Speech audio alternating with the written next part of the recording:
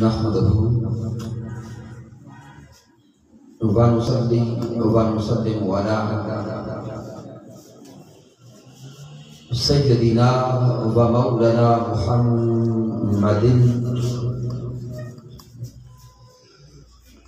نبي الأمين المكين الكريم الرؤوف الرحيم. أما بعد فأعوذ بالله من الشيطان الرجيم. بسم الله الرحمن الرحيم. قال الله تبارك وتعالى في القرآن المجيد: إلا تنصروه فقد نصره الله إذ أخرجه الذين كفروا ثاني اثنين إذ هما في الغار إذ يقول لصاحبه لا تحزن إن الله معنا. صدق الله مولانا العظيم. إن الله وملائكته يصلون على النبي يا أيها الذين آمنوا صلوا عليه وسلموا تسليما.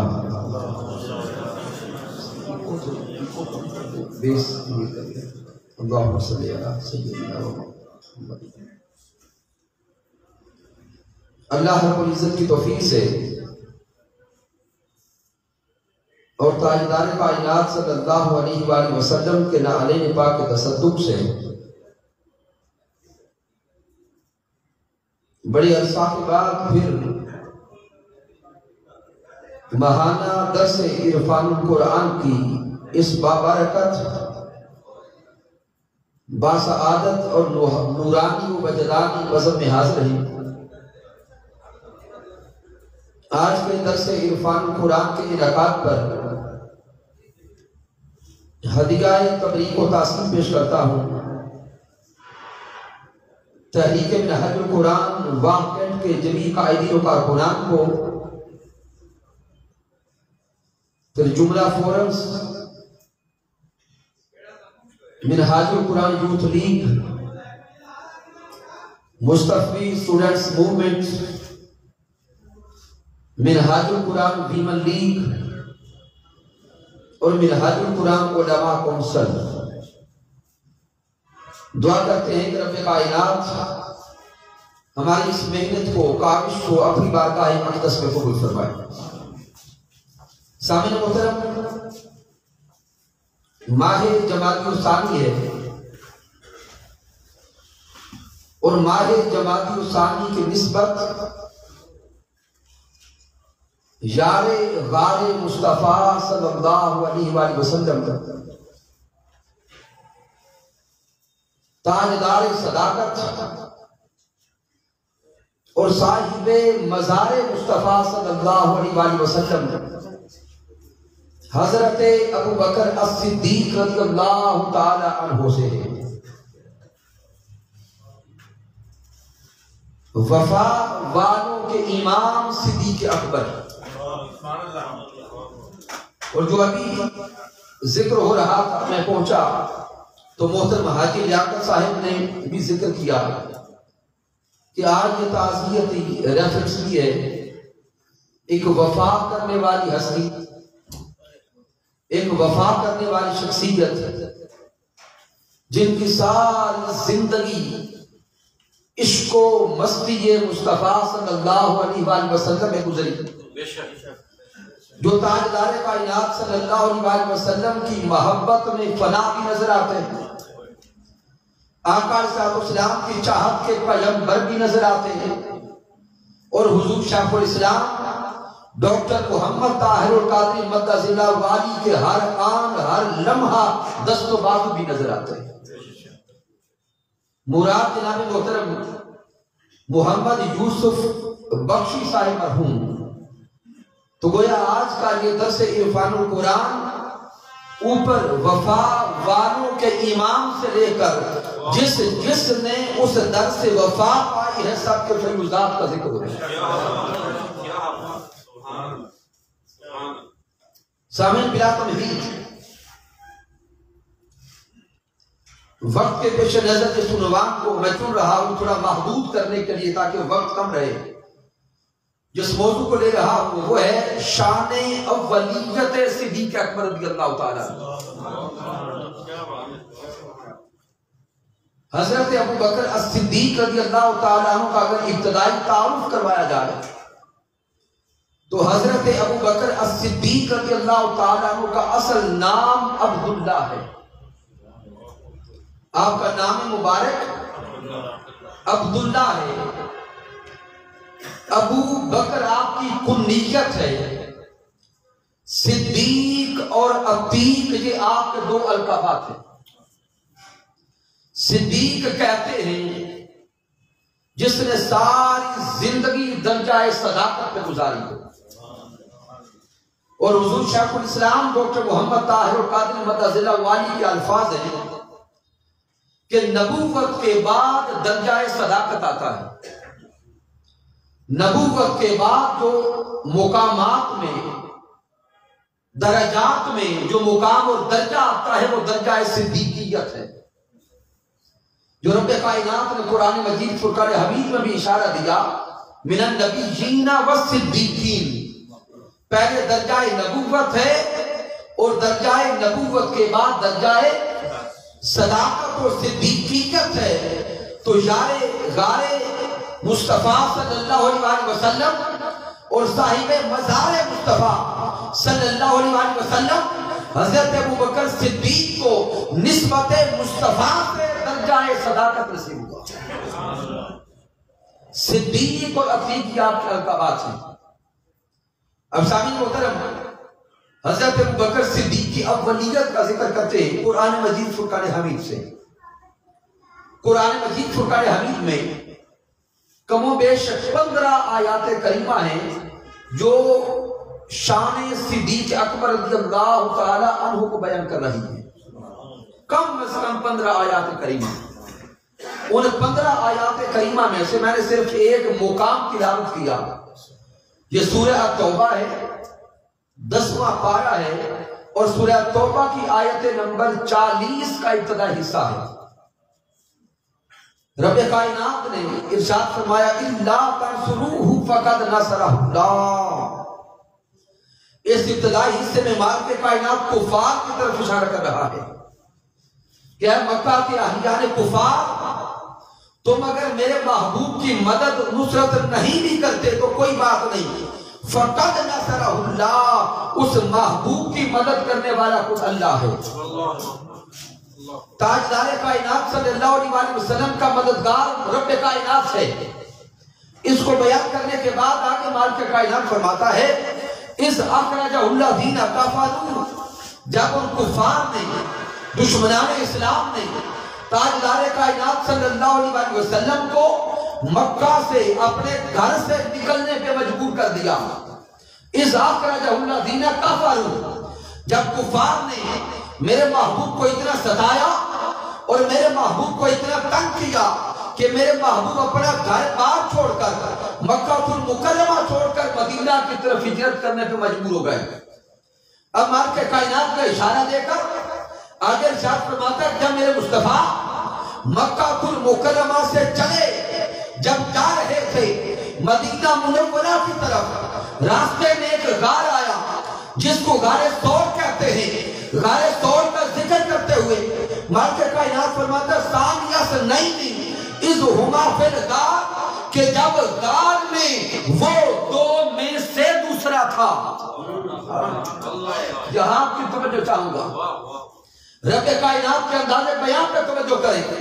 اللہ فرماتا ہے ثانیہ سے نہیں اذ ہما فی الغار، کہ جب اس غار میں وہ دو میں سے دوسرا تھا، اذ یقول لصاحبہ لا تحزن ان اللہ معنا، اور وہ اپنے صحابی سے، صحبت پانے والے سے، اپنے صاحب سے فرما رہا تھا اے میرے صحابی غم نہ کر، اللہ ہمارے ساتھ ہے۔ معزز سامعین، قرآن مجید فرقان حمید کی بس اس آیت کریمہ پہ آپ کو روکنا چاہتا کہ مالک کائنات فرماتا ہے ثانیہ سے نہیں اذ ہما فی الغار، کہ غار میں جب وہ دو میں سے دوسرا تھا. اب ذہن میں سوال آیا کہ مالک کائنات نے اگر دو میں سے دوسرے کا ہی ذکر کرنا تھا تو رب کائنات سیدھا بیان کرتا کہ غار میں وہ جو دوسرا تھا. انداز بیان بھی آسان ہوتا اور سمجھ بھی جلدی آتا. اب مالک کائنات ایسا کیوں فرماتا ہے کہ وہ جو دو میں سے دوسرا تھا؟ سامعین محترم، اس میں ایک نقطہ جو ہے وہ نقطہ حصر ہے. رب کائنات نے ایک حصر قائم کیا کہ وہ جو دو میں سے دوسرا تھا، دو میں سے دوسرا فرما کر مالک کائنات نے اشارہ دیا ہے کہ غار ثور کی طرف دیکھنے والوں، غار ثور کی طرف توجہ کرنے والوں، غار میں کوئی تیسرا نہیں تھا. پہلا نقطہ سمجھ لو، غار میں فقط دو تھے. اب دو میں سے جو دوسرا تھا وہ کلام کر رہا تھا. رب کائنات جانتا تھا کہ کہیں ایسا نہ ہو کہ وقت گزرنے کے بعد، زمانے اور صدیہ گزرنے کے بعد لوگ باتیں کرنے لگ جائیں کہ غار میں 3 تھے، 4 تھے یا زیادہ تھے. اس لیے مالک کائنات نے حصر قائم کیا. 2 ثانیہ سے نہیں لی ہما فی الغار کہ غار میں تو تیسرا تھا ہی کوئی نہیں، صرف 2 تھے اور ان 2 میں سے جو دوسرا تھا اس کی شان یہ ہے. پہلا نقطہ. اب دوسرا، سامعین محترم، اگر 2 کا ہی بیان کرنا ہوتا یا دوسرے کا ہی ذکر کرنا ہوتا، میں نے عرض کیا کہ انداز بیان بڑا سادہ بن جاتا. مالک کائنات فرماتا کہ غار میں وہ جو دوسرا تھا. ایک انداز یہ بن جاتا. دوسرا انداز یہ بھی تھا کہ رب کائنات نے جس کا ذکر کرنا تھا تھے جو فقط 2، تو جو دوسرا جس کا ذکر کرنا تھا اس کا نام لیا جاتا. سامعین محترم، رب کائنات چاہتا تو جس کا ذکر کر رہا تھا اس کا نام بولے لے سکتا تھا یا نہیں؟ کسی نے اللہ رب العزت کو معذرت منع کیا تھا؟ بولے نہیں. رب کائنات کو جب روکنے والا کوئی نہیں تو مالک کائنات نہ یہ کہتا ہے کہ وہ جو دوسرا تھا، یعنی انداز سادہ بھی نہیں اپنایا، اور نہ ہی اس دوسرے کا نام لے کے پکارا کہ اشارہ واضح ہو جائے، بلکہ مالک کائنات نے ایک شے کو معذوف کر دیا، چھپا دیا. چھپانے کی وجہ کیا ہے، سبب کیا ہے؟ کہ وہ جو 2 میں سے دوسرا تھا. اب سامعین، جب یہ سوچا جائے کہ جو 2 میں سے دوسرا تھا، اب ضروری ہے دوسرا ہونے کے لیے کہ کوئی پہلا بھی ہو. دوسرا ہونے کے لیے ضروری ہے کہ کوئی پہلا بھی ہو. جب کسی کو دوسرا کہا تو پھر لازم ہے کہ کوئی پہلا بھی تھا. نہ رب کائنات نے نام لے کر دوسرے کو بیان کیا، نہ نام لے کر پہلے کو بیان کیا. یہ افساق کے لیے، علم والوں کے لیے، معرفت والوں کے لیے دروازہ کھلا چھوڑ دیا کہ علم والوں اب معرفت پاتے جاؤ. تھے تو فقط 2، اب یہ سوچو کہ ان 2 میں پہلا کون تھا اور دوسرا کون تھا. سامعین محترم، جب 2 تھے تو 2 میں سے ایک دوسرا بنے گا اور ایک پہلا بنے گا. تو سامعین، اب شان میں تو میرے آقا پہلے، مقام اور مرتبہ میں تو تاجدار کائنات پہلے، مقام اور مرتبہ میں تو آقا دوسرے ہو نہیں سکتے، چونکہ تاجدار کائنات درجہ نبوت پر ہیں اور حضرت ابوبکر صدیق درجہ صحابیت پر ہیں. تاجدار کائنات آقا ہیں اور حضرت صدیق اکبر غلام ہیں، تو مقام میں، درجہ میں، فضیلت میں، شان میں، رفعت میں حضرت محمد مصطفیٰ اول ہیں اور حضرت ابوبکر صدیق رضی اللہ تعالیٰ عنہ ثانی ہیں. لیکن قرآن مجید کی اس آیت کریمہ پہ اگر تھوڑی توجہ کی جائے تو ایک اور راز سامنے آتا ہے. رب کائنات فرما رہا ہے ثانی اثنین اذ ہما فی الغار، کہ غار میں وہ جو 2 میں سے دوسرا تھا، اذ یقول لصاحبہ لا تحزن ان اللہ معنا، وہ جو 2 میں سے دوسرا تھا وہ اپنے صحابی سے کہہ رہا تھا اے میرے صحابی غم نہ کر، اللہ ہمارے ساتھ ہے. سامعین محترم اس آیت کریمہ کے الفاظ پہ غور کریں تو یہ راز بھی کھلتا ہے جس کو مفسرین نے بیان کیا، جس کو حضور شیخ الاسلام ڈاکٹر محمد طاہر القادری مقدس اللہ نے بیان کیا۔ کیا کسان یس نہیں از ہما فی الغار، وہ جو دو میں سے دوسرا ہے وہ اپنے صحابی سے فرما رہا ہے غم نہ کر۔ اب یہ الفاظ کس کے ہیں کہ غم نہ کر؟ یہ اللہ رب العزت کا کلام ہے لیکن زبان مصطفیٰ سے ہے۔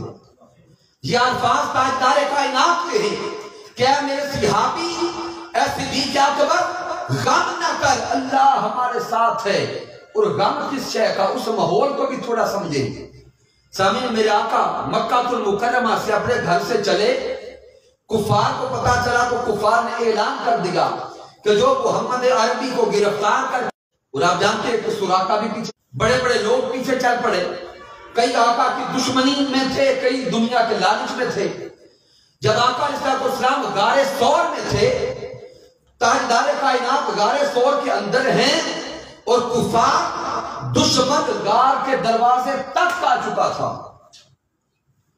آقا غار کے اندر، دشمن غار کے دروازے پر، اور جو احباب غار ثور کی زیارت کر کے آئے ہیں وہ یہ منظر جلدی سمجھیں گے۔ غار کا دروازہ اور دہنا اس طرح ہے کہ وہ دشمن غار کے دروازے پر کھڑا تھا، اگر وہ اپنے پاؤں کو بھی دیکھتا تو غار کے اندر آقا نظر آ جاتے۔ یعنی غار کا دروازہ اور راستہ اور دہنا اس طرح تھا کہ اگر دشمنان اسلام اپنے پاؤں کی طرف دیکھتے تو آقا بولے نظر آتے۔ جب یہ منظر تھا کہ دشمن دروازے پہ آ چکا تھا، حضرت صدیق اکبر کو غم ہوا اور آقا سے عرض کرتے ہیں، اے سونے محبوب، دشمن تو یہ آ گیا، اب کیا کریں گے؟ میرے آقا کے انتظار غمگین تھے، دکھی تھے، پریشان تھے۔ اس پریشانی کو دور کرنے کے لیے آقا فرماتے ہیں، لا تحزن ان اللہ معنا، میرے یار غم نہ کر، مولا ہمارے ساتھ ہے۔ اس کو پھر تفسیر کبیر کو پڑھے، دیگر تفاسیر کا مطالعہ کرے۔ میرے آقا نے صرف یہ کہا نہیں زبان سے، ایک طرف غار کا دروازہ تھا، دوسری طرف پہاڑ تھا، دوسری طرف پہاڑ تھا، لیکن میرے آقا نے یہ کلمات ارشاد فرماتے ہوئے پہاڑ کی طرف یوں اشارہ بھی کیا۔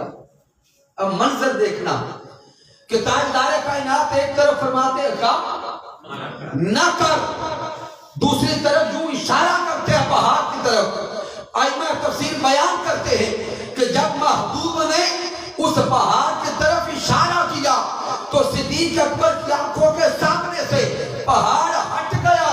صدیق اکبر نے غار میں بیٹھ کر پہاڑ سے آگے سمندر بھی دیکھا، سمندر میں تیرتی ہوئی کشتیوں کو بھی دیکھا۔ جو میرے آقا نے فرمایا، غم نہ کر، اللہ ہمارے ساتھ ہے، اگر دشمن ادھر سے آیا تو ہم ادھر جائیں گے۔ یہ منظر تھا۔ تو شامل محترم، اب ثانی اصل نہیں اذ ہما فی الغار، اب غار میں وہ جو دوسرا تھا وہ اپنے صحابی سے فرما رہا تھا، غم نہ کر، اللہ ہمارے ساتھ ہے۔ تو شامعین، قرآن مجید کی آیت کے الفاظ بتاتے ہیں یہ جو دوسرا ہے وہی یہ ارشاد فرمانے والا ہے، غم نہ کر، وہی یہ ارشاد فرمانے والا ہے، غم نہ کر۔ تو اب یہ ارشاد فرمانے والے تو آقا ہوئے، تاجدار کائنات ہوئے۔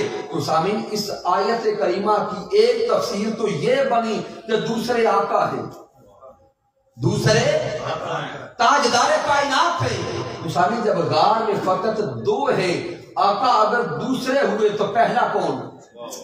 کیا بولے؟ پہلا کون بنا؟ حضرت صدیق اکبر رضی اللہ تعالی عنہ۔ لیکن اب ذہن سوچے گا، مقام میں تو آقا پہلے اور اول ہیں، صدیق اکبر اب یہاں پہلے کیسے بن گئے؟ کیسے بن گئے؟ تو رب کائنات نے یہاں پہ ذکر ہی غار کا کیا ہے۔ کس شے کا ذکر ہے؟ غار کا۔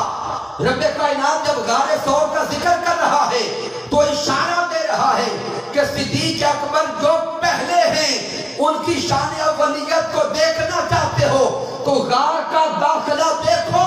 جب غار کے دروازے بند تھے صدیق اکبر پیارے مصطفیٰ سے عرض کرتے ہیں آقا آپ باہر رکے، غار میں پہلے میں جاتا ہوں تو میرا صدیق غار میں جانے میں اول ہے۔ حضرت ابوبکر صدیق غار میں جانے میں اول ہیں۔ یہ شان اولیت صدیق اکبر کا اشارہ ہے کہ غار ثور کے دروازے پر دونوں یار پہنچے، صدیق اکبر عرض کرتے سونے آقا آپ رک جائیں، پہلے میں جاتا ہوں، پہلے میں جاتا ہوں، غار کی صفائی کرتا ہوں، غار کو دیکھتا ہوں کوئی موذی جانور نہ ہو جو آقا کو نقصان پہنچائے۔ صدیق اکبر پہلے غار میں گئے، غار کو صاف کیا، ستھرا کیا، مزکا اور مصطفیٰ کیا۔ جب غار کو صاف کر چکے تو ہم سوراخ دیکھے، اب سوراخ دیکھے تو حضرت صدیق اکبر نے سوراخ بند کرنے کے لیے پہلے اپنی پگڑی کو تار تار کیا، پہلے اپنی پگڑی کے ٹکڑے کیے، سوراخ بند کیے۔ سوراخ ابھی زیادہ تھے تو صدیق اکبر نے اپنا کرتا بھی اتارا، صدیق اکبر نے کرتا بھی اتارا، سوراخ بند کرتے رہے، سوراخ ایک پھر بھی رہ گیا۔ اب صدیق اکبر غار میں بیٹھ گئے، اس سوراخ پر اپنا پاؤں ایڑی رکھی، ایڑی رکھ کے سونے محبوب سے عرض کرتے سونے آقا اب آئیں، آپ کے لیے سیج تیار ہے۔ تو یہ شان اولیت صدیق اکبر رضی اللہ تعالیٰ عنہ۔ سامعین محترم، حضرت ابوبکر صدیق رضی اللہ تعالیٰ عنہ ایمان لانے میں بھی اول، ایمان لانے میں اول، تاجدار کائنات کے قدموں پر سارے کا سارا مال لٹانے میں اول، اور دین اسلام کی تبلیغ کرنے میں، خطاب کرنے میں اول۔ بس یہ 4 چیزوں کی طرف اشارہ کر دیتا ہوں، یہ بھی وقت ہوا تو مکمل بیان کروں گا، نہیں تو میں 4 چیزوں کو عرض کر دیا کہ غار میں جانے میں اول، ایمان لانے میں اول، آقا کے قدموں پہ سارے کا سارا مال لٹانے میں اول، اور دین اسلام کی تبلیغ کے لیے خطاب کرنے میں اول۔ سامعین، اب ایمان کا ذکر کرتے ہیں کہ حضرت ابوبکر صدیق رضی اللہ تعالی عنہ ایمان لانے میں اول ہیں۔ اب آپ کے ایمان لانے کا واقعہ بڑا عجیب ہے، جس کو علماء اور مشائخ کو چھوڑ کر یقیناً عوام الناس نے شاید زندگی میں کبھی نہ سنا۔ حضرت ابوبکر صدیق رضی اللہ تعالیٰ عنہ کا ایمان لانے کا واقعہ، اس کو بیان کیا ہے اسد الغابہ میں امام ابن اسیر الجزری نے۔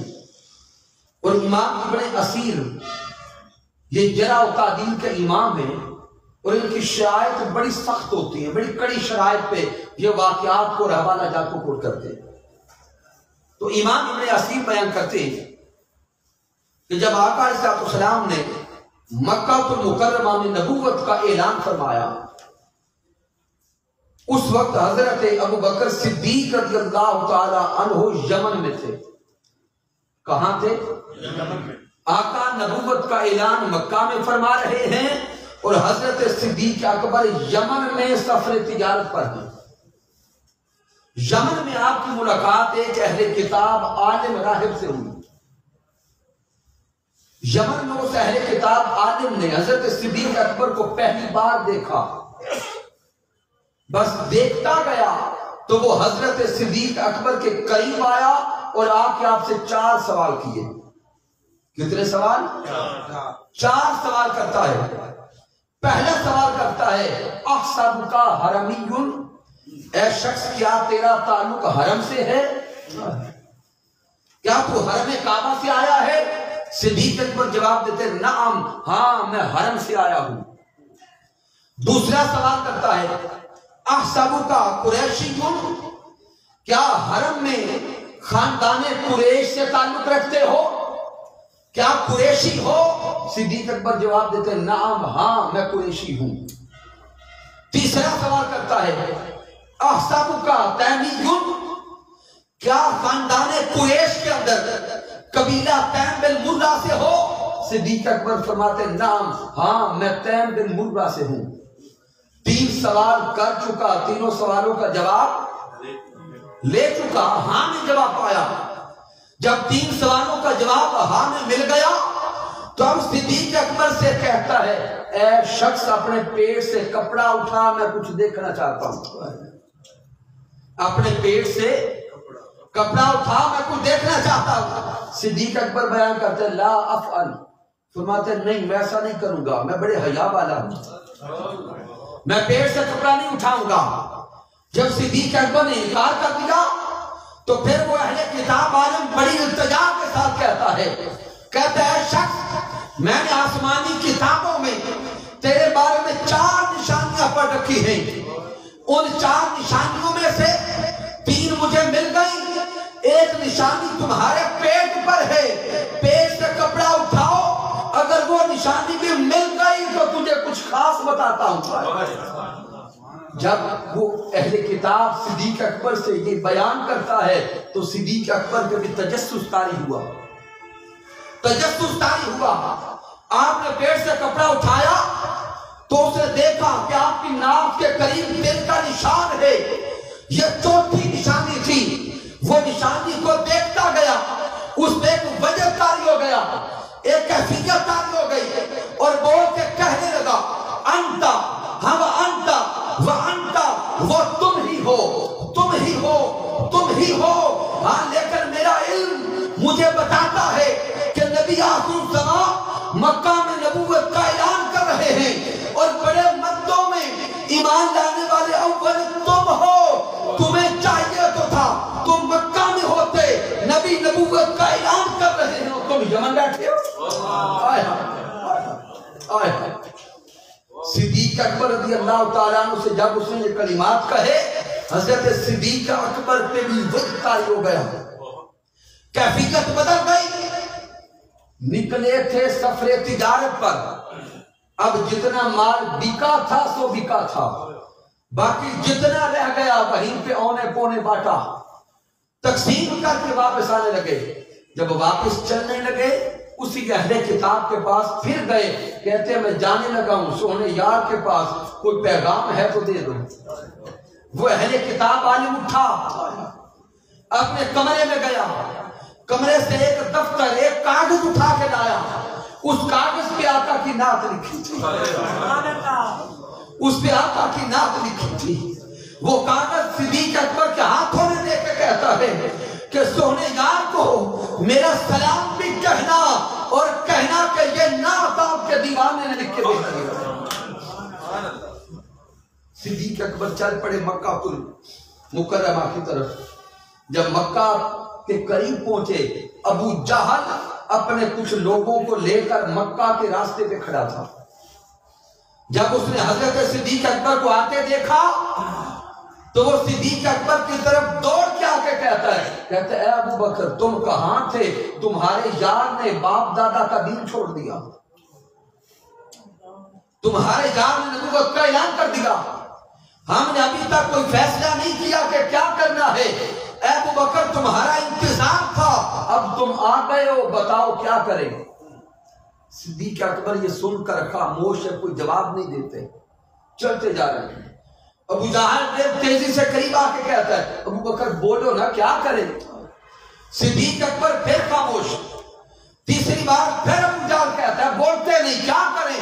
صدیق اکبر بول کے کہتے ہیں رک جا، پہلے مجھے میرا یار دیکھنے تو دے، پہلے میں ملاقات تو کر لوں، پہلے میں اپنا یار دیکھ تو لوں. حضرت صدیق اکبر سیدھے گئے آقا کے دروازے پر، دستک دی، میرے آقا دروازے پہ آئے. صدیق اکبر کو دیکھا، میرے آقا ارشاد فرماتے ہیں یا ابا بکر انا رسولک، اے ابو بکر میں تمہارا رسول بن کے آیا، انا رسولک. سامعین محترم یہاں پہ بڑا خاص صدیق اکبر نے سوال بھی کیا اور منظر دکھایا. صدیق اکبر آقا علیہ السلام کے وہ یار ہیں جو آقا کے اعلان نبوت سے پہلے بھی دوست تھے، بچپن کے دوستوں میں سے، اور آقا علیہ السلام کی نبوت کا اعلان کرنے سے پہلے بھی صدیق اکبر جانتے تھے میرا یار نبی ہے، پہلے بھی جانتے تھے، کئی واقعات گزر چکے تھے. یہاں پر دلیل اور معجزہ دیکھنے کی کوئی ضرورت نہیں تھی، لیکن صدیق اکبر نے ایک رنگ دکھایا ہمیں دکھانے کے لیے، کیونکہ ایک ہوتی ہے دلیل اپنے آپ کو یقین پہ لانے کے لیے، ایک ہوتی ہے دلیل ساتھ والوں کو دکھانے کے لیے۔ صدیق اکبر رضی اللہ تعالی عنہ کو تاجدار کائنات کی نبوت پر کوئی دلیل اب نہیں چاہیے تھی، وہ پہلے سے ایمان والے تھے، لیکن یہاں پر انہوں نے کچھ سوال بڑے عجیب کیے۔ حضرت صدیق اکبر آقا سے سوال کرتے ہیں، اے پیارے محبوب، اے سونے یار، اگر آپ نے نبوت کا اعلان کیا ہے، آپ میرے رسول اور پیغمبر ہیں، تو اپنی نبوت پر کچھ شے کو دکھائیں، کچھ دلیل دکھائیں، کوئی معجزہ دکھائیں۔ تاجدار کائنات مسکرا کے فرماتے ہیں، اے ابو بکر صدیق، کیا میری نبوت پر وہ یمن والا معجزہ کم ہے؟ ہائے ہائے ہائے ہائے، کیا میری نبوت پر وہ یمن والی دلیل کم ہے؟ جو یمن میں مشائخ سے ملاقات کر کے آیا، وہ شیخ سے مل کے آیا۔ حضرت صدیق اکبر ضبط کرتے ہیں، آقا سے عرض کرتے ہیں، یا رسول اللہ وَكَمْ مِنْ شَيْخٍ، کس شیخ کی بات کرتے ہیں؟ وہاں تو کئیوں سے ملاقات ہوئی، کئیوں سے ملا، کئیوں کو دیکھا، صدقے جائیں آقا پر۔ تاجدار کائنات فرماتے ہیں، یا ابو بکر، اے ابو بکر، وہ شیخ جس نے آتے ہوئے تجھے میری نام دے کے بھیجا ہے، جس نے آتے ہوئے میرا سلام بھیجا، میری نعت بھیجی۔ جب آقا نے یہ ارشاد فرمایا، صدیق اکبر پہ وجہ تاری تھا، صدیق اکبر وجدانی کیفیت میں عرض کرتے ہیں، مجھ یدک یا رسول اللہ، آقا ہاتھ آگے کرے۔ میرے آقا نے ہاتھ آگے کیا، صدیق اکبر نے اپنا ہاتھ آقا کے ہاتھوں میں دے کر اعلان کر دیا، اشہد ان لا الہ الا اللہ۔ حضور میں گواہی دیتا ہوں، میں گواہی دیتا ہوں، میں گواہی دیتا ہوں کہ اللہ کے سوا کوئی معبود نہیں، اور آپ سچے رسول ہیں، آپ جیسا کوئی نہیں۔ شامل یہ واقعہ ہے ایمان حضرت ابو بکر صدیق رضی اللہ تعالیٰ، جس کو بڑے کم لوگوں نے بیان کیا۔ تو حضرت ابو بکر صدیق رضی اللہ تعالیٰ ایمان لانے میں اول ہے۔ پھر سامعین یقیناً آپ جانتے ہیں، میں صرف عرض کر دیتا ہوں، مردوں میں ایمان لانے میں اول حضرت ابو بکر صدیق رضی اللہ تعالیٰ عنہ، بچوں میں ایمان لانے میں حضرت علی شیر خدا رضی اللہ تعالیٰ عنہ اول، عورتوں میں ایمان لانے میں حضرت سیدہ خدیجہ الکبریٰ رضی اللہ تعالیٰ عنہ اول، اور غلاموں میں ایمان لانے میں حضرت زید بن حارثہ رضی اللہ تعالیٰ عنہ اول۔ تو یہ اولیت ایمان ہے۔ اب سامعین، حضرت ابو بکر صدیق رضی اللہ تعالی عنہ دین اسلام کی تبلیغ کرنے میں خطیب اول، اور آقا کے قدموں پہ مال لٹانے میں بھی سب سے اول۔ اب وقت چونکہ کم ہے، ان دونوں میں سے ایک ہی واقعہ بیان ہو سکتا ہے، تو میں مال کو بیان کر لیتا ہوں کہ حضرت صدیق اکبر رضی اللہ تعالیٰ عنہ مال لٹانے میں اول کیسے۔ واقعہ معروف ہے، لیکن اس میں سے دو تین اعتقادی، علمی اور روحانی نکات ایسے آئیں گے جو کم لوگوں نے پہلے سمجھے ہوں گے۔ سمجھ واقعہ تو آپ جانتے ہیں، ایک تو یہ کہ جب صدیق اکبر ایمان لائے، واپس آئے تھے یمن سے سفر تجارت سے، تو جو تجارت سے جو مال کمایا تھا وہ ابھی آپ کی جیب میں تھا۔ 40,000 درہم و دینار آپ کے پاس تھے، کلمہ پڑھتے گئے، سارے آقا کے قدموں پہ لٹا دیا، سوچا بھی نہیں، سب کچھ لٹا دیا۔ لیکن میں عرض کرنے لگا ہوں مشہور واقعہ جو غزوہ تبوک کا ہے، اس کو امام ترمذی نے بیان کیا، امام نسائی نے بیان کیا، امام احمد بن حنبل نے لیا، صاحب مشکات نے لیا، حضور شیخ الاسلام ڈاکٹر محمد طاہر القادری مدظلہ حوانی نے لیا، ہر محدث نے اس کو کم بیش بیان کیا کہ میرے آقا علیہ السلام نے فرمایا کہ دین اسلام کے لیے جتنا مال لا سکتے ہو لے جاؤ۔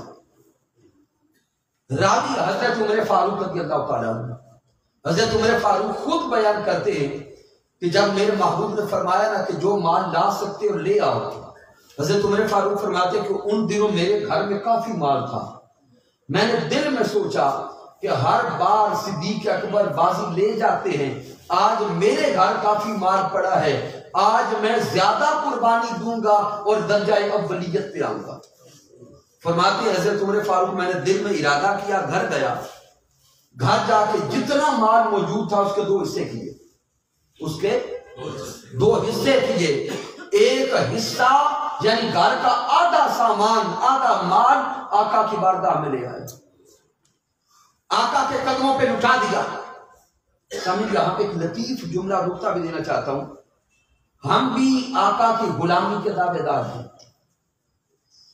ہمارا دعویٰ بھی یہی ہے کہ غلامی رسول میں اونچا بولے موت بھی قبول ہے۔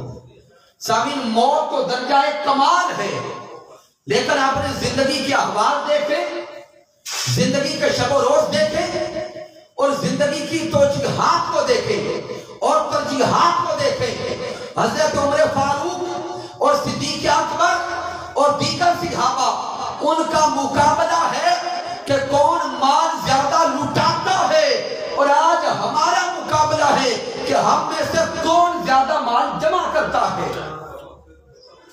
ہم دنیا کے ایسے حریص بن گئے، دنیا کے ایسے پجاری بن گئے، ہر کوئی چاہتا ہے کہ میرا بینک بیلنس بڑھ جائے، میری تجوریاں بڑھ جائیں، میرے گھر میں لاکھوں پڑے ہوں، میں لاکھ پتی بنوں، ارب پتی بنوں، کھرب پتی بنوں۔ ہماری سوچیں دنیا کے پہرائے میں اتنی دنیا میں کے اندر مست ہو گئی کہ ہم دنیا کے لالچی ہیں اور صحابہ دنیا کو قربان کرنے والے ہیں۔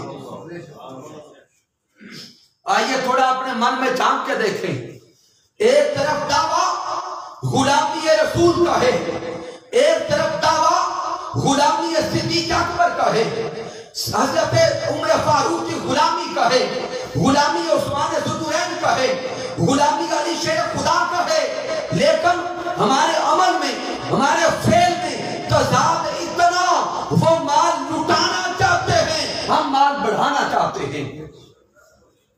تو اگر عملی طور پہ دیکھیں تو ہم تو بالکل متضاد سمتوں پر ہیں، وہ ادھر آقا کی طرف لٹانے کی طرف جا رہے ہیں، ہم ادھر جوڑنے اور اکٹھا کرنے پہ لگے ہیں۔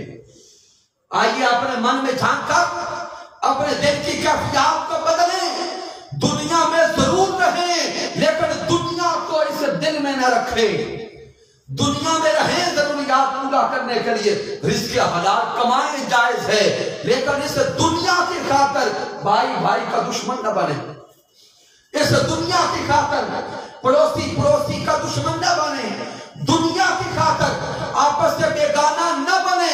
یہ دنیا مٹ جائے گی، اگر دائمی ہے تو محبت مصطفیٰ ہے اور تعلق مصطفیٰ۔ یہ پیغام حضرت صدیق اکبر اور حضرت عمر فاروق دے رہے ہیں۔ حضرت عمر فاروق فرماتے ہیں میں نے دل میں سوچا کہ آج میں زیادہ مال آقا کے قدموں پر قربان کر کے اول آؤں گا۔ حضرت عمر فاروق آدھا مال لے آئے، رکھ کر بیٹھ گئے۔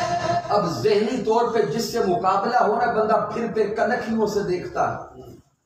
حضرت عمر فاروق جو سجود میں تھے کہ صدیق اکبر کب آتے ہیں اور کیا لاتے ہیں، لیکن چند لمحوں کے بعد صدیق اکبر جب آئے تو حضرت عمر فاروق فرماتے ہیں کہ صدیق اکبر کو جب آتے دیکھا تو لگ رہا تھا صدیق اکبر کا آنا بتا رہا تھا آج پھر صدیق بازی لے گیا،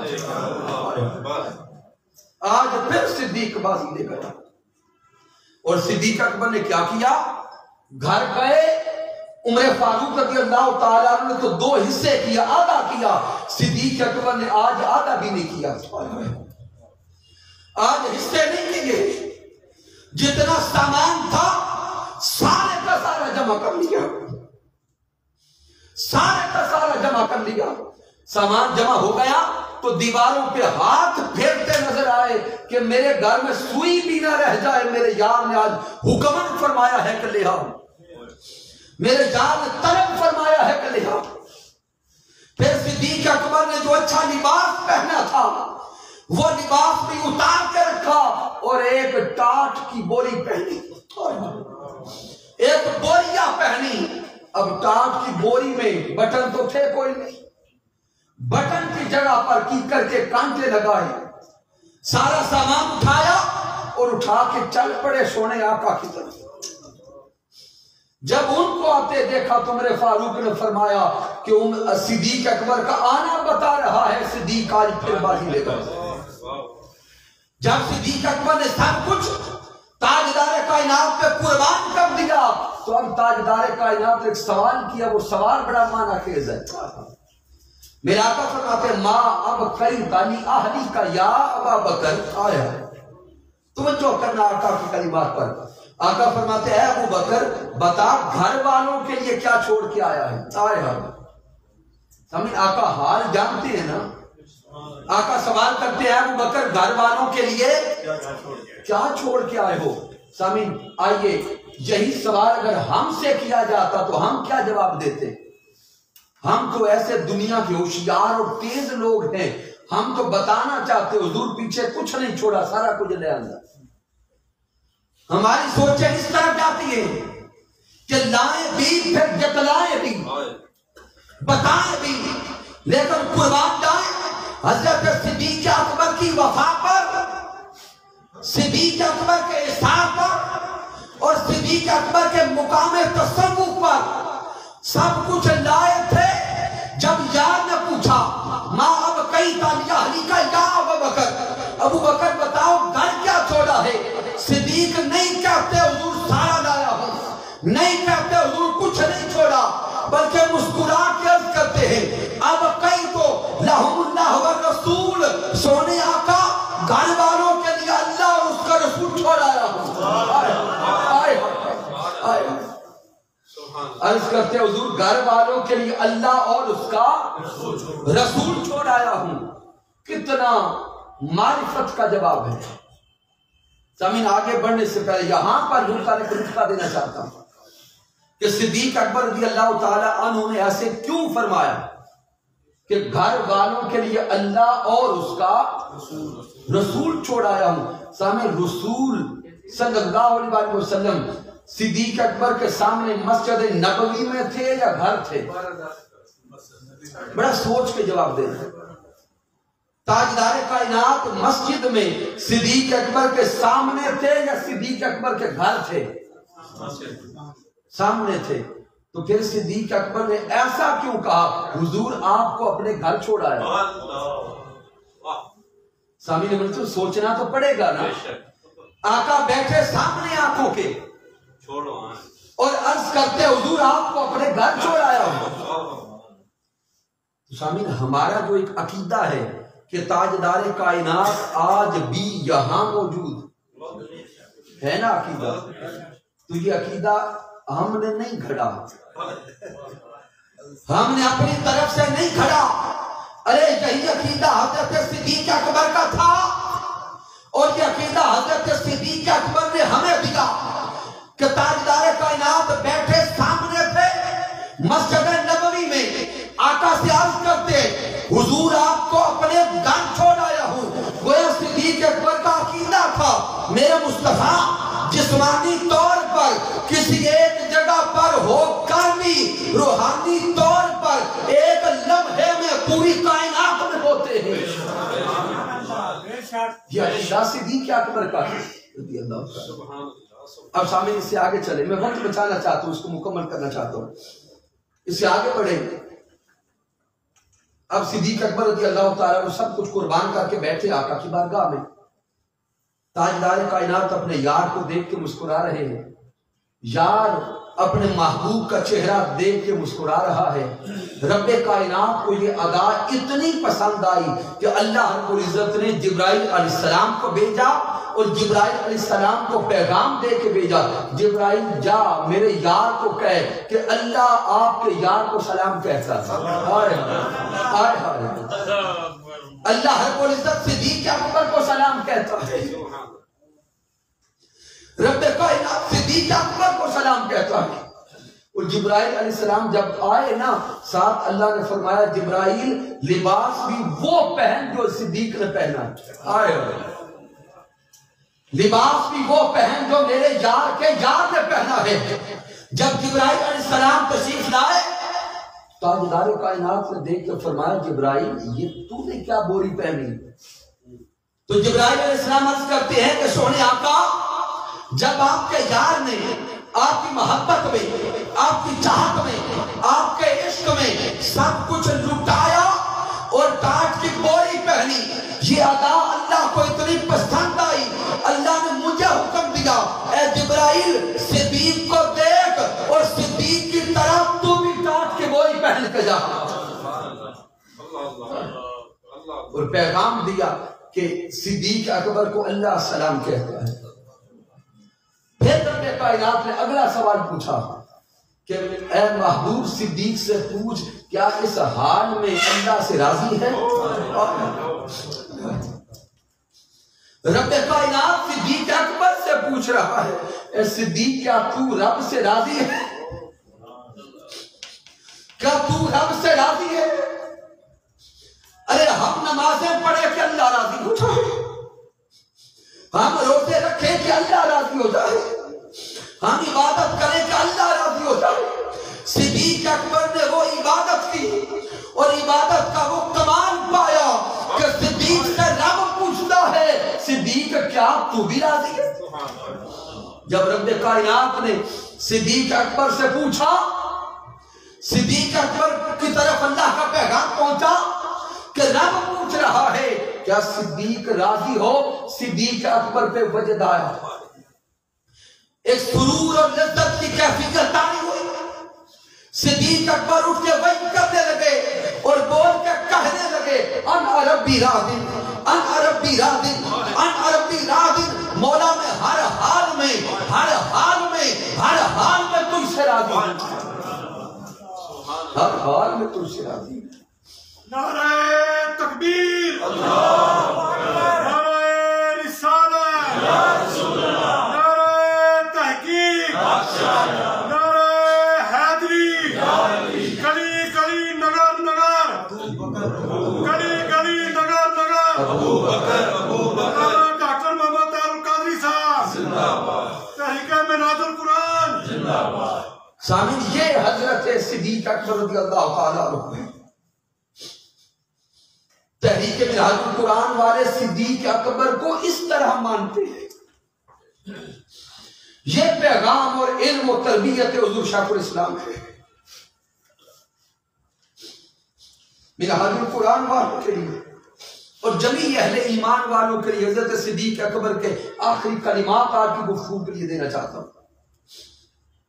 حضرت صدیق اکبر رضی اللہ تعالیٰ عنہ جب مسند خلافت پر بیٹھے،